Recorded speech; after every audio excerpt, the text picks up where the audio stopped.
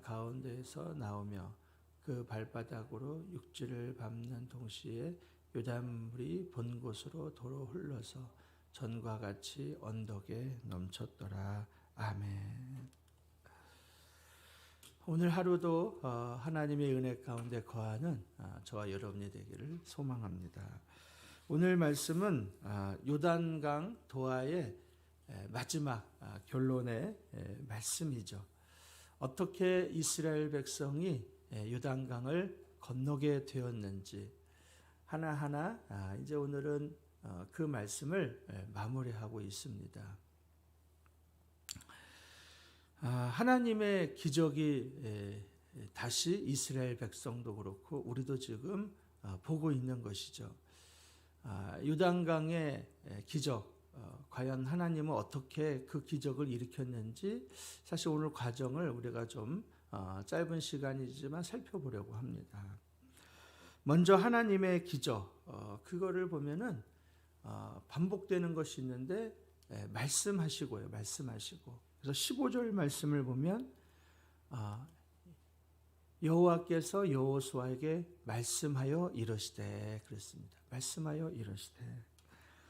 누가 누구에게 말씀을 합니까? 네, 여호와께서 여호수아에게 말씀하셨습니다. 어떤 말씀을 하셨느냐 이렇게 보면은 이스라엘 백성이 이제 요단강을 건너오고 언약궤를 맨 제사장들이 요단강 마른 땅을 밟고 있는데 이제 너희들은 올라오라는 말씀이죠.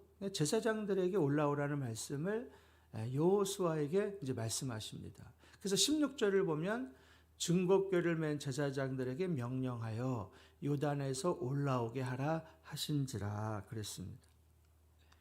그러니까 지금까지는 언약궤를 맨 백성들이 다 요단강, 그 마른 요단강을 다 밟고 있었다라는 거예요. 그죠? 누가 다 지나가기까지 60만이나 되는 이스라엘 백성들이 다 지나가기까지. 장정들만 60만이니까 그 숫자를 전체 어린아이부터 시작해서 숫자를 세면은 거의 한 200만이 되겠죠. 그들이 다 지나가기까지.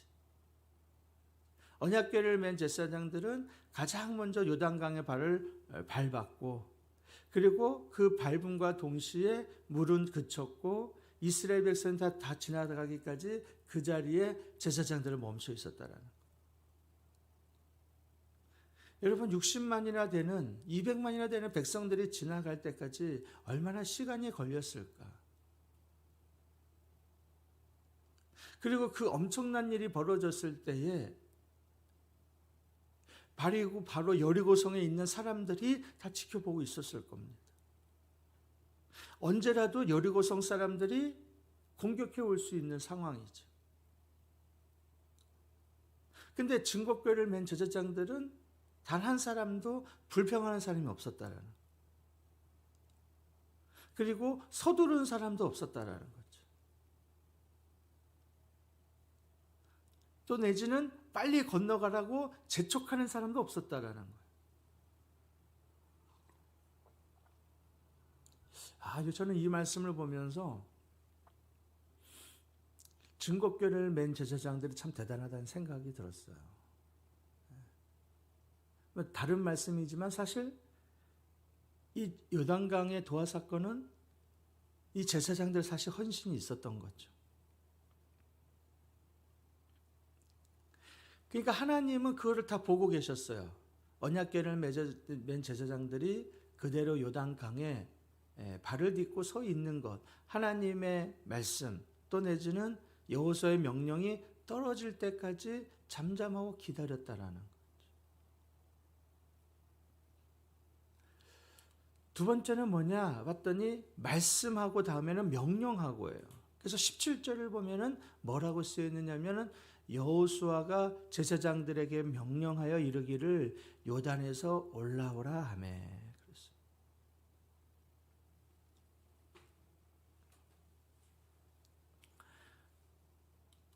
처음에 하나님이 말씀하셨던 것은 여호수아에게 말씀하셨고 그 다음에 여호수아는 하나님의 들은 말씀을 제사장들에게 명령했어요.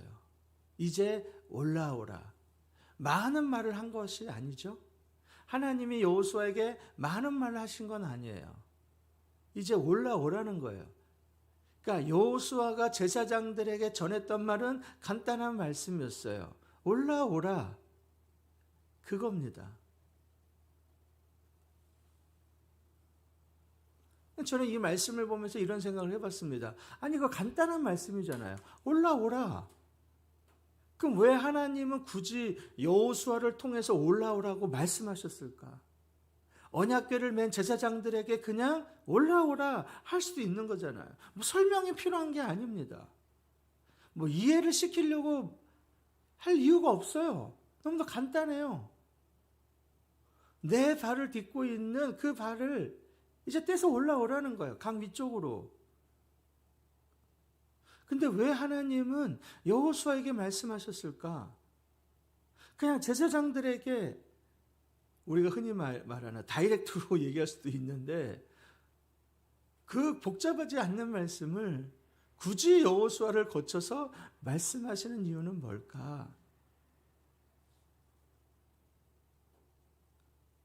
하나님은 질서의 하나님이시기 때문에 여호수아를 거쳐서 말씀하시는 걸까?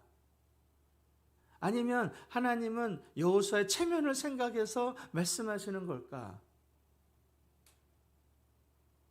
근데 그보다 더 분명한 것은 사실 하나님이 여호수아를 통해서 말씀하신 것은 하나님이 그만큼 신실하신 분이라는 거예요. 무슨 말이냐?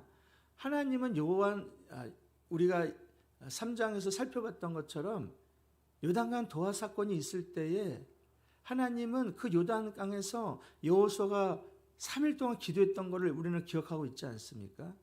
그때 하나님이 말씀하셨어요. 내가 모세와 함께하는 것처럼 너와 함께하는 것을 이 백성들이 다 알게 하겠다. 두 번째는 뭐예요? 내가 너를 크게 하겠다라는 거였어요. 그러니까 그 하나님은 사실 그 신실하신 하나님이기 때문에 그 말씀을 이루시기 위해서 모든 사람이 지켜보는 가운데 여호수아에게 함께 하시는 것을 여호수아를 통해서 나타나시는 거고 여호수아를 크게 하시기 위해서 하나님은 여호수아에게 말씀하셨다는 거예요. 세 번째는 뭐냐? 순종했다라는 거죠.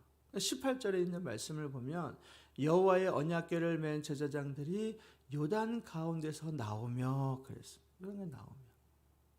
그래서 어떻게 해요?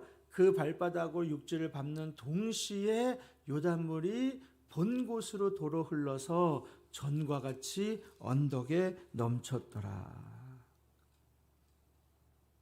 여호수아의 명령이 떨어지자 언약궤를 맨 제사장들이 요단강에서 올라오게 됐죠. 모든 백성이 지켜보는 가운데 언약궤를 맨 제사장들이 행진할 때에 저들의 표정은 너무도 진지했습니다. 저들의 발걸음은 너무도 힘찼죠. 저들의 모습은 위험이 있었습니다. 그리고 드디어 언약궤를 맨 제사장의 마지막 제사장이 요단강을 완전히 골랐을 때 그동안 그쳐 있었던 그 요단강의 물이 다시 원위치로 돌아와서 언덕이 넘쳤더라는 거예요. 할렐루야.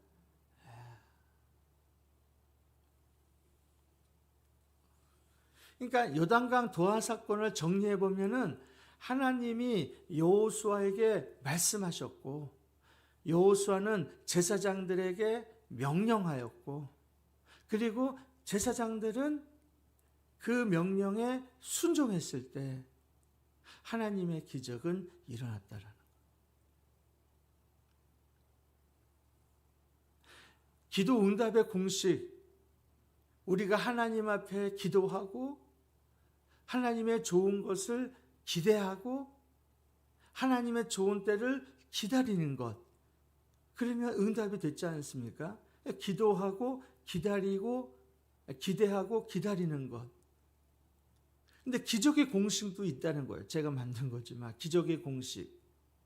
하나님이 여호수아에게 말씀하시고 그 말씀하신 것을 백성들에게 명령하고 그 백성들은 순종할 때에 하나님의 기적은 나타났다. 근데 이거는요, 여호수아의 전체에 있는 말씀에 계속해서 반복되는 말씀이에요. 여리고성을 정탐할 때도 하나님은 여호수아에게 명령했고 말씀하셨고 여호수아는 두 정탐꾼에게 명령했고 두 정탐꾼은 순종했어요. 3장과 4장의 이 요단강 도하 사건도 마찬가지예요. 하나님이 여호수아에게 말씀하셨고 여호수아는 그 말씀을 백성들에게 명령했고 백성들은 그 말씀에 순종했을 때 하나님의 기적은 나타났어요. 그것은 여리고성이 무너질 때도 마찬가지였어요.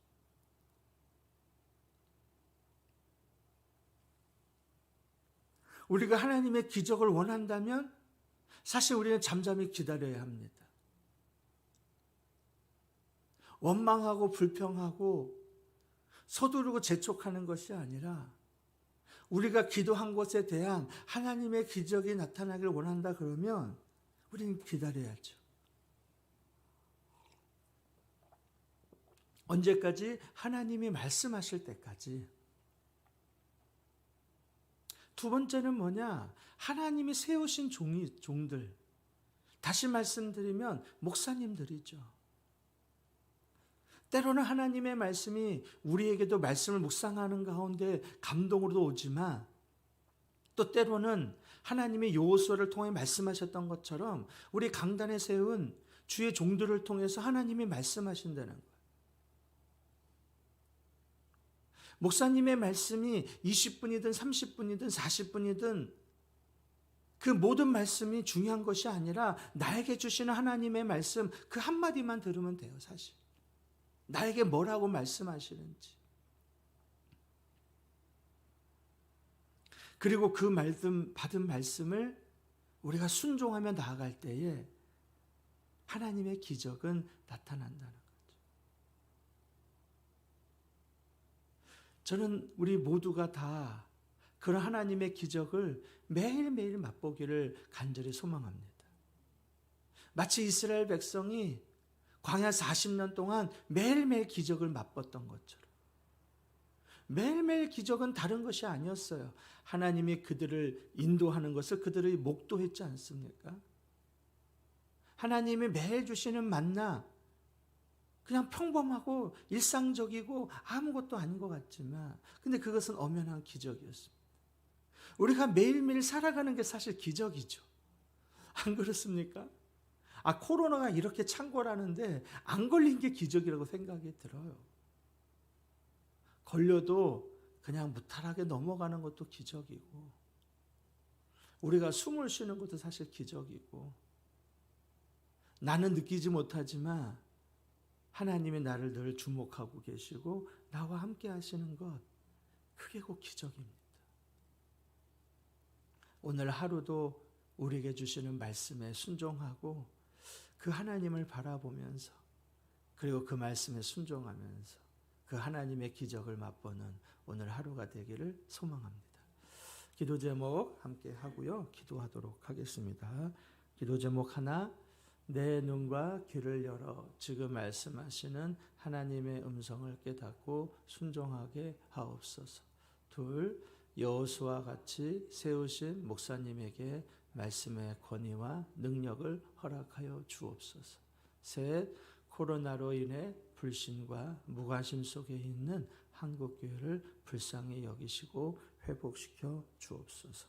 이 세 가지 기도 제목을 가지고 주여 한번 부르고 기도하고 자유롭게 돌아갑니다. 주여, 하나님 아버지, 우리의